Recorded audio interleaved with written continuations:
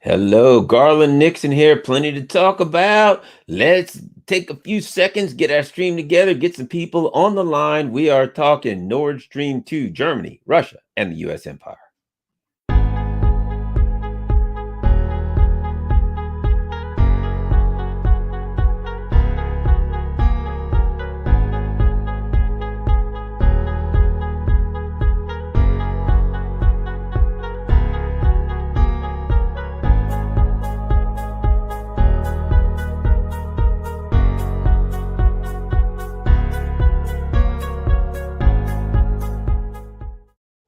Hello. Garland Nixon here. Plenty to talk about. Nord Stream 2. There's maybe some people that don't even know what it is, so we'll talk about that.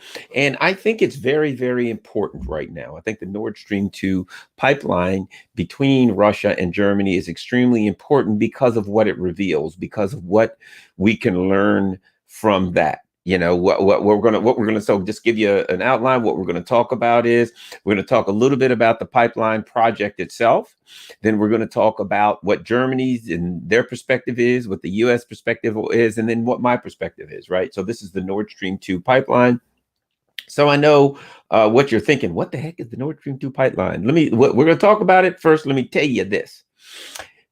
Please follow me at Garland Nixon on Twitter, Garland Nixon on Facebook, Garland.Nixon on Instagram. But here's the real important thing. This is the important thing you need to do.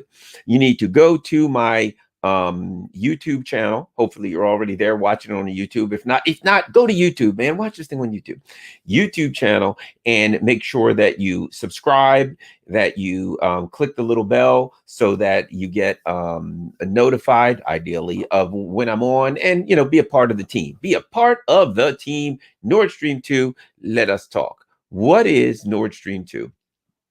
So let me tell you as best I understand it based on my research. Okay, so keep in mind, I research these things. I try to be as accurate as I can. If someone finds somewhere that I'm wrong, feel free to email me, garlandin@gmail.com. I'm not trying to be right. I'm trying to be correct. I'm not trying to reinforce things that I already believe or that you already believe. I'm just trying to relay accurate information and, of course, put my perspective on it. I don't want to spin it. I want to give you my perspective on it. It is what it is. So Nord Stream 2 pipeline, let's start there. As I understand, based on my research, here's what I see. At some point, the Germans approached the Russians and said, "Hey, let's have a joint economic project." You see, Russia has a gigantic gas company called Gazprom, and Gazprom provides about a third of the natural gas for Northern Europe. They have a pipeline that runs through, they have a couple of different pipelines, but one of the particular larger and most used pipelines runs through Ukraine. And therefore, Russia has to pay Ukraine, which is we'll get into that. Russia has to pay Ukraine a certain amount of money for this, for running their gas through the country, right? In 2000, just something that you should know, in 2004, Ukraine is on the Russian border. In 2014, the United States instituted a coup and overthrew the government of Ukraine, the duly elected government of Ukraine, replaced it with what could be considered a puppet government. And the U.S. has, just massive. The U.S. and the West have massive influence in the government of Ukraine. It's now kind of a client state. You might almost call it almost a colony of the United States and the EU, right? Okay, so that's number one. Pipeline running through Ukraine. Ukraine gets a piece of all of that gas. Gets a payment off of all that gas running through Ukraine, going to Germany. Then, as I said, that Russian gas supplies about a third of the gas for Northern Europe. So you kind of get a background context there. All right, so let's move forward from there. So Russia and Germany, in their ultimate wisdom, decide, why don't we run this pipeline straight from Russia through the sea, right? Straight from Russia, straight to to Germany, and we won't be going through other countries. It'll be a lot easier, it'll be cheaper, and we'll have our direct pipeline, blah blah blah. But who loses here? Who really loses? Ukraine loses, because Russia's running all that gas through them. They're a middleman, they're getting money off of that. Ukraine, now they don't have to run gases through Ukraine, a client state of the US. And the Ukraine's going to take a major hit. Okay, so here's where we are now, and let's get to the important part of this. Russia and Germany, two independent sovereign nations, made an economic deal about $11.5 billion. There's Austrian companies, there's some other Northern European companies involved, right? So I guess Austria could be considered Eastern European, whatever the case. So these countries, these sovereign nations, got together and said, Russia produces gas. They're close to us. They're already providing us gas. Let's build a pipeline. We can get a little better deal. Everybody's going to be happy. We'll have the gas we need. They get paid. Great. Wonderful. Sounds like a good move to me, but not to the United States. And I'm going to get into where the U.S. is positioned, and then we'll get into why that's problematic. Okay. So the U.S. then goes on to say to Germany and Russia, you two countries have made a mutually beneficial deal agreed upon by the leaders of both countries to run a pipeline from Russia to Germany to continue to supply a third of the gas to Northern Europe. However, the U.S. says, we don't think it's a good deal for you, Germany, so you have to stop. And Germany's like, well, okay, I understand your position, but we're a sovereign nation, so no, it's in our best interest. The U.S. says, no, stop it. Back and forth. So now what does the U.S. do? The U.S. starts sanctioning German companies, Austrian companies, any country, Danish, any country that helps it. So basically, think about this. The U.S. starts by saying to Germany, don't do this deal with Russia. We don't think it's good for you. Germany says, I appreciate your advice, but we're going to do what we want. It's our country. The U.S. then says, no, you're not. We're going to sanction you. So the U.S. starts by telling Germany, we don't think you should do it. When Germany says, well, we've made the decision, the U.S. now goes to, we will force you. This was under the Trump administration. Now the Biden administration is doing the same thing. What does that mean? Think about that. If Germany is a sovereign nation, they have a right to make their own economic decisions. One of the things that's going on now, it started under Trump, but it's going to continue under Biden. This question about, is the EU, is it sovereign? Are the nations within the EU sovereign? Do they have a right to make their own decisions? Or can the US come from across the world and tell them what to do? Let's get back to something that another video I did, and I'll touch base on this and how it really, you should go back and watch that video I did before on viewing the U.S. as an empire rather than a nation. But hopefully you already watched that. And I'm going to tell you how that applies here. The U.S. is an empire, not a nation. Empires see two types of countries that they have already conquered. They put bases in the countries that they've conquered, and they hold the bases, the countries that they've conquered, right? Vassal states, client states, conquered lands, whatever you want to call it. And an empire sees other lands, other countries that they haven't conquered yet, but they intend to. So we have two countries. We have Germany. The U.S. as an empire doesn't view Germany as a sovereign nation. Empires don't work like that. The U.S. views Germany as a conquered land and Russia as a land that they intend to conquer, because that's the only way that empires see other countries. No other way. So what do we have here? The U.S. is basically saying to Germany, look, we haven't conquered them yet, but we plan to. And if you start hooking up a bunch of business deals with them, that could screw up our intents to conquer them eventually, right? So now Germany, thinking they're a sovereign nation, says to the U.S., well, we appreciate it, but your advice, but we're going to do what we want. Now Germany is learning that the empire, the U.S. empire, doesn't view them as a sovereign nation. When Germany says no, the U.S. says, we're going to sanction you, we're going to force you. We got bases there. Well, you are a conquered land. Apparently, you, Germany, think that you have national sovereignty, that you have borders, that you can make decisions for yourself. You can't. You, Germany, will not stand in the way of our plans to conquer the next land, which is Russia over there. So since you're already conquered, you got to do what we tell you. Think about that. We don't have a right to go around telling other countries what they can and can't do, what decisions they can and can't make. But an empire feels that it does. The empire, look, we haven't taken our bases out of Japan, out of Germany, out of Korea. Korea's 53, Germany, Japan 45. We still haven't taken bases out of that. People are like, hey, will you be taking when do you think we'll be coming home from Afghanistan and Iraq? The same time we're coming home from Japan and Germany? Never.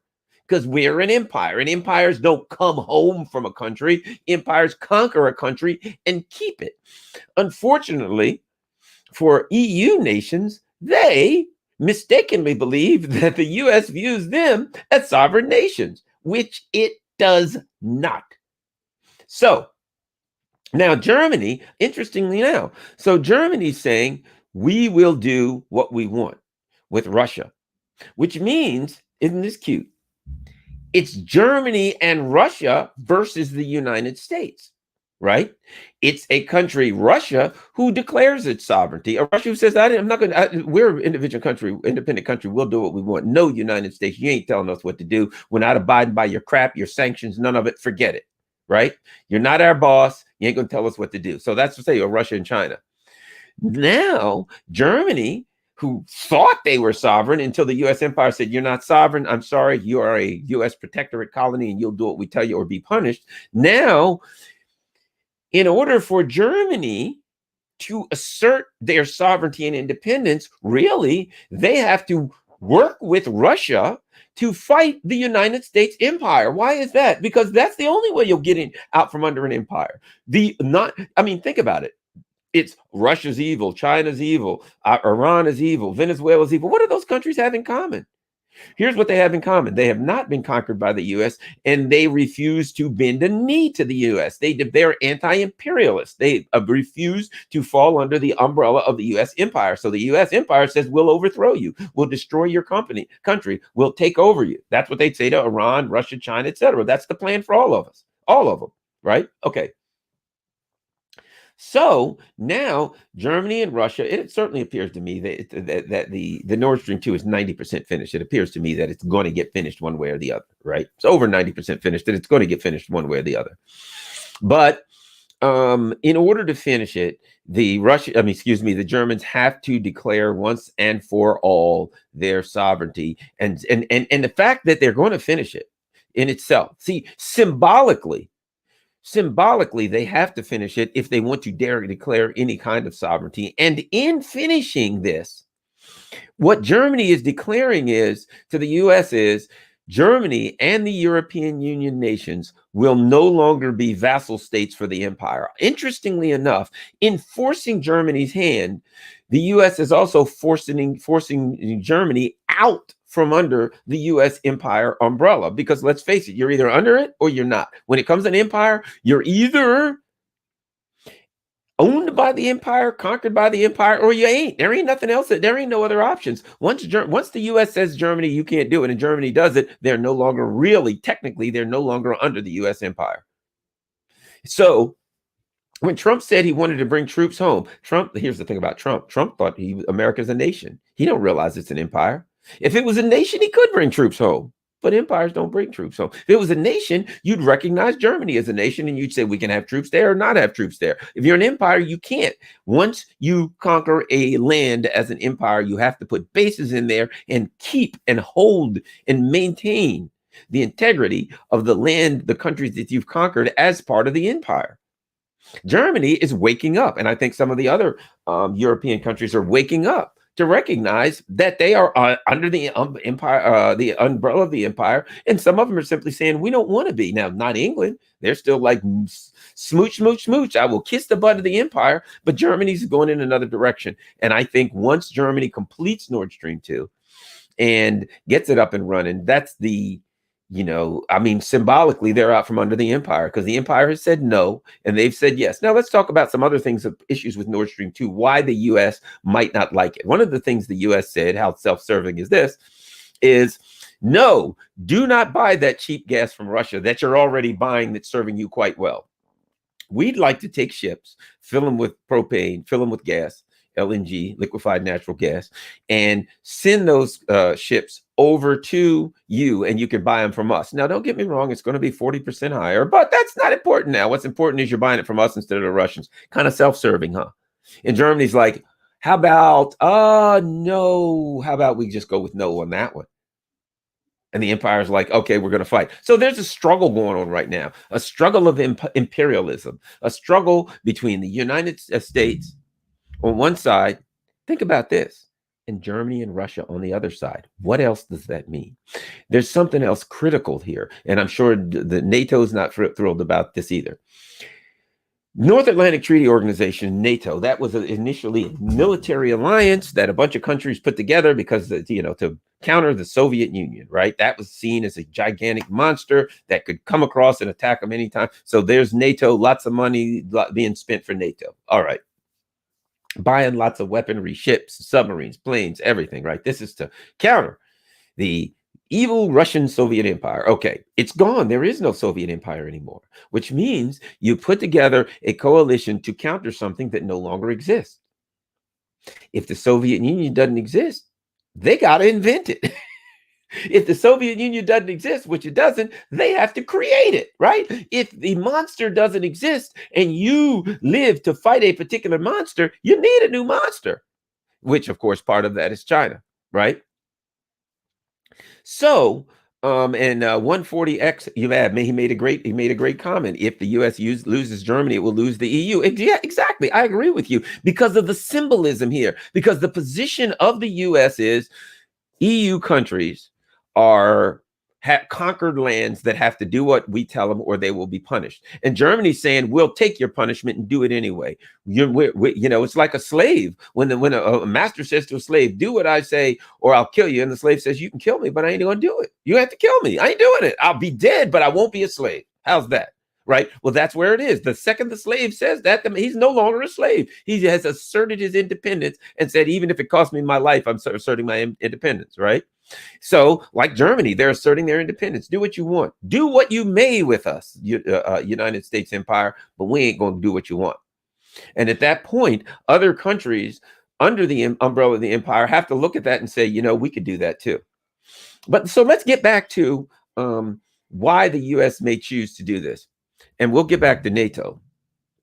If NATO, look, okay, so I say to you, we got to get a bunch of people together in our community to defend our community from werewolves, right? And we're all putting money together and we're doing things and we continue, we're meeting, we're doing all kinds of stuff. And one day somebody comes into the meeting in the back of the room and sticks their hand up. We're like, yeah, Joe Schmo in the back, what do you have to say?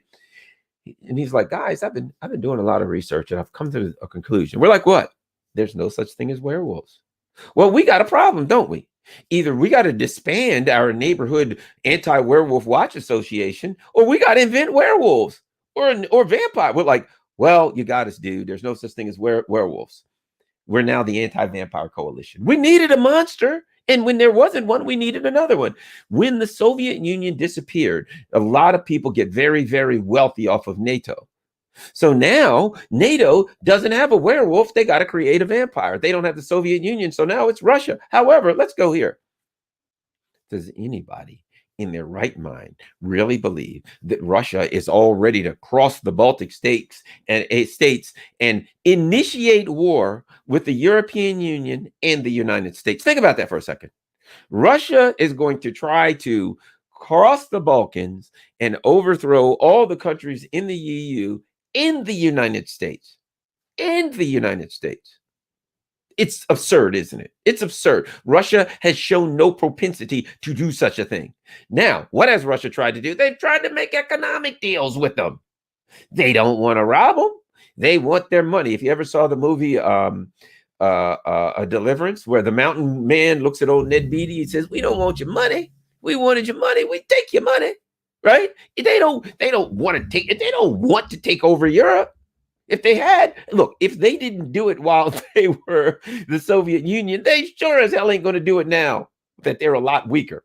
They're not as big. They're not as economically strong. They don't have as many people in countries. If they didn't do it then, it wouldn't make any sense that they do it now. But NATO needs their monster. And here's the problem they have. It's absurd enough now to argue that Russia is going to cross the Balkans and attack Germany. It's absurd enough now. But if they have this major economic deal and there's a pipeline between Russia and Germany, We're going to argue that they're going to attack one of their biggest customers, that it's already hard to argue that Russia's supplying a third of the gas to Northern Europe, and they're going to attack Northern Europe. And I don't know what sense would that make, but for whatever reason, they're making that argument. But now you get to argue that Germany and Russia have a really good, mutually beneficial economic deal that works out for everybody. Oh, by the way, and you better watch it because Russia's about to attack. It exposes the absurdity of NATO's existence. That's the problem that they have. And I think that's why the US really doesn't want to do it. That's my thoughts. All right. So that's 20 minutes. That ought to get it done. I think that's long enough. The US and the US empire is now tangling with Germany and Russia. And Germany and Russia, let me add this. In this particular deal, it's the US versus Russia and Germany who have an economic partnership. But we're supposed to believe that NATO exists to protect Germany from their economic partner. It's absurd, isn't it? When I put it like that, it's absurd. And the last thing to remember is the US does not view Germany as a sovereign nation or anyone else, any country in the world. It only sees, the empire sees, and all empires, the Roman Empire, you name it, an empire sees countries that they have conquered and potential countries for them to conquer. Countries they've conquered, countries they intend to conquer. You fall in one or two categories, and this is going to screw the US up, and they see Germany as a country they've already conquered. And since you conquered the country, when you tell them not to do a deal with Russia, they're supposed to listen. Except the Germans don't know that they're conquered. They think they're sovereign. And we shall see. All right. Thanks a lot. Don't forget a couple of things. Get in touch with me at Garland Nixon. Please follow me on Twitter at Garland Nixon. Facebook, plain old Garland Nixon. Instagram, garland.nixon. And email me, garlandn@gmail.com. That's my first name and the first letter of my last name at gmail.com. And lastly, and this is the important part, share. If you're going to share something, do me a favor. Share the YouTube videos of mine. Share them with everybody. Share them with your friends. And don't forget to subscribe and click the little bell so that you get notifications. Always check, they unsubscribe people and all kinds of crap. So check to make sure you're subscribed. And I will see you again. Tomorrow's Friday night. Oh, we got snow and stuff here. So I think I'll probably see you tomorrow night. Peace. I am